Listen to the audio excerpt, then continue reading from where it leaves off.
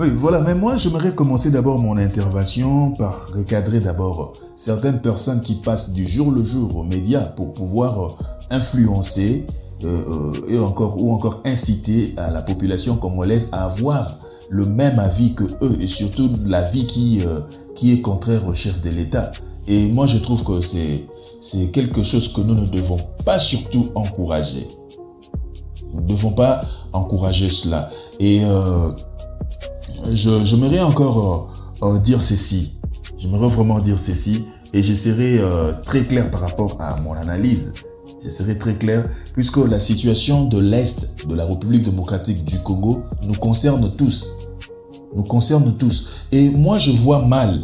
Je vois mal lorsque des gens passent à la télé et qui fait croire aux gens que l'armée de la République démocratique du Congo ou encore l'armée congolaise, c'est une armée qui appartient plutôt au chef de l'État ou encore à un parti politique quelconque. Et c'est là où je n'arrive pas à comprendre. C'est là où je n'arrive pas à comprendre. L'armée congolaise ou encore le FARDC, c'est une armée de tous. Moi, j'ai toujours donné un exemple qui est très clair et que personne ne pourrait plutôt me contredire. C'est que l'armée congolaise ou encore le FARDC, c'est comme une autre équipe nationale. Lorsque les Léopards jouent, et vous ne me direz pas parce que je suis du camp de la Mouka, parce que je suis de camp, je sais pas moi, de la majorité, de l'opposition, ou encore parce que je soutiens tel opposant ou encore tel homme politique que je dois, qui s'oppose bien sûr à la politique de Félix Antoine Tshisekedi, que je dois toujours voir tout noir, que je dois toujours voir tout dans un mauvais sens. Et je ne suis pas d'accord avec cette façon de faire les choses. L'Est du pays, ou encore l'Est de la République démocratique du Congo, c'est une partie de nous. Tous ces gens-là qui meurent là-bas, à l'Est, ce sont des Congolais. Je l'ai toujours dit dans toutes mes interventions. Ce sont des Congolais qui meurent là-bas. Et nous devons avoir un très beau discours. Et Bunagana, d'abord, ce que nous devons retenir, je me dis toujours que la République démocratique du Congo, c'est un pays continent. Nous avons tellement de richesses à tel point qui dérange parfois nos voisins qui ont au fait la mauvaise foi. Voilà. Puisque quand vous voyez déjà votre voisin qui a assez beaucoup de choses, et il faut avoir quand même le cœur.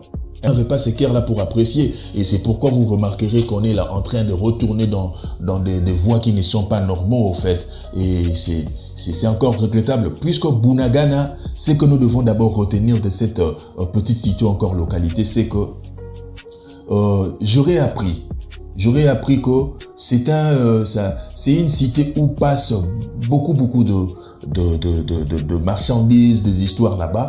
Et vous savez que nous sommes entourés, premièrement par de pays voisins, excusez-moi de le dire, mais je dois quand même le dire aux médias, qui ne seront pas mesurables à nous par rapport en termes même de richesse et de développement. Et c'est ça. Et pour supporter la richesse de la République démocratique du Congo, il faut avoir un bon cœur. Lorsque vous n'avez pas un bon cœur, c'est pourquoi nous tombons toujours dans des situations pareilles. Et maintenant, cette guerre-là, ou encore cette rébellion, moi, j'aimerais vraiment que l'État congolais, là je parle comme tout patriote congolais, qui puisse s'organiser, mettre du sérieux même dans l'armée congolaise. Du sérieux, puisque aujourd'hui, si on ne le fait pas, faut pas seulement dire que la MONUSCO viendra le faire. Bon, cette histoire aussi de la MONUSCO, chers camarades, ça faudrait qu'on le dise. Depuis quelle année que la MONUSCO a été ici, tous ces gens-là? C'est-à-dire, je veux dire quoi par là? Je ne m'attaque pas à la MONUSCO ou encore à tout ce pays-là toutes ces structures-là qui veulent vraiment nous aider. Je ne refuse pas, je ne m'attaque pas à eux. Mais nous-mêmes aussi, nous devons organiser notre armée. C'est là où moi je suis. Nous devons organiser notre armée. Nous devons soutenir notre armée. Puisque quand on parle de soutenir, ce n'est pas seulement faut donner des armes à l'FARDC et fou, non. Il y a plusieurs façons de le faire. Il y a plusieurs façons. Mais moi, j'aimerais qu'il y ait au moins une réorganisation au sein de notre armée congolaise. Puisque si on ne le fait pas, ce sera toujours comme ça. Savoir protéger nos frontières, ça aussi, c'est un élément très important. Et la question que je me pose toujours, est-ce l'Est ou encore nos frontières est bien surveillée, est bien, comment dirais-je, bien protégée. C'est ça aussi. C'est ça aussi. Puisque c'est une date c'est une guerre ou encore une rébellion qui date de longtemps. On ne peut pas seulement mettre toute cette charge à notre au chef de l'État, non. Or, c'est une situation que nous tous, nous devons y participer. Pour dire encore que l'armée congolaise ne mérite pas ce que nous sommes en train de mériter aujourd'hui. C'est pour dire que même dans l'armée, ça faudrait le dire, il ne faut pas se voiler la face, c'est qu'il y a même des infiltrés. Comment est-ce qu'une chose doit commencer toujours à persister sans pour autant trouver de solution? C'est-à-dire, il faudrait d'abord commencer par réorganiser l'armée et c'est ce qui fera à ce que nous puissions encore être très forts.